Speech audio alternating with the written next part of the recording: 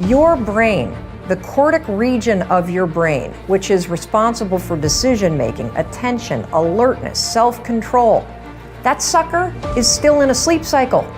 And now that you're awake, it's going to take the cortical region almost 4 hours to actually snap out of that sleep cycle. That's why you feel groggy. It's because the part of your brain that's responsible for critical thinking and being alert, it's actually still asleep. If you don't already do this, you've got to train yourself to be the kind of person that doesn't use the snooze alarm.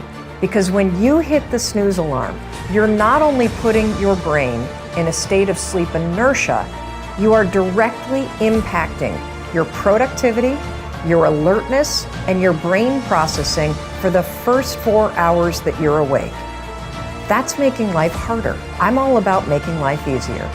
So tomorrow, when the alarm goes off, I don't care how tired you are, I don't care how much you don't want to get out of bed, I want you to remember this. I want you to remember that you've got to wake up and give your brain its best shot to do its best work. And the way you're going to do it is 5, 4, 3, 2, 1, turn off that alarm and get up. Seize the day and go be productive.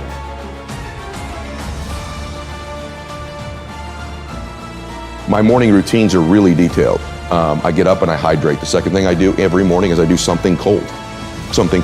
So whether that's I jump in the ocean, because now I live in the ocean, but in those days it was taking a cold shower or splashing some cold water in my face or walking out when it was cold.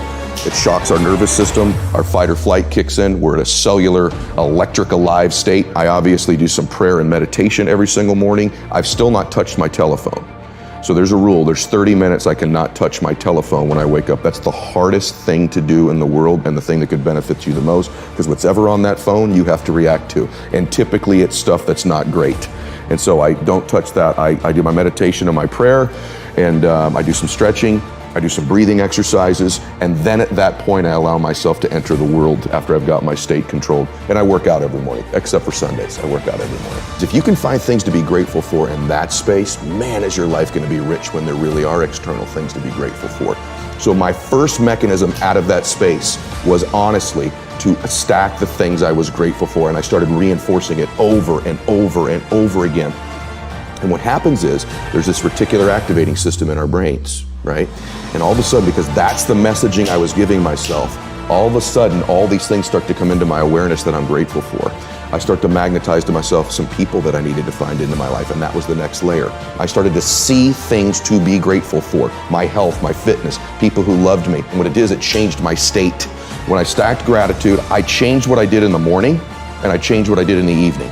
And so somehow by grabbing control of my morning and by grabbing control of my evening, I got some measure of control over the middle of my day. I was an out of control person back in those days, meaning this: I woke up worried, stressed, fearful, and I immediately start thinking about a bill I had to pay, something that was wrong, and I'm in a state of reaction to begin I'm talking within 6 minutes of waking up, 6 seconds. Most people listening to this, that's what they do. I said, I gotta grab control of my morning, and I set up routines in my morning. Maybe they served me, maybe they didn't, but they were things I could deliver on doing for myself. And so not only did that give me control over the day, but I started to stack my self-confidence too.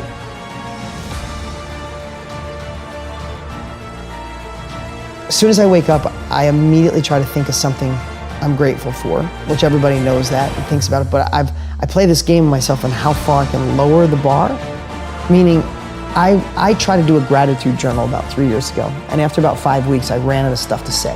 I'm not talking about a half-hour gratitude meditation. I just need one little thing, or I pick up a book. If I'm reading one of the books that you have on the shelf, I'll just pick 3 sentences and read something empowering, and I'll get that state of mind from my brain.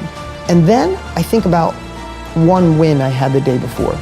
Because I know as entrepreneurs, as somebody searching for success, we never give ourselves credit. We never treat a friend the way we treat ourselves. It's like, I know I've had days I've gone till 10 o'clock at night and go, man, I got nothing done today.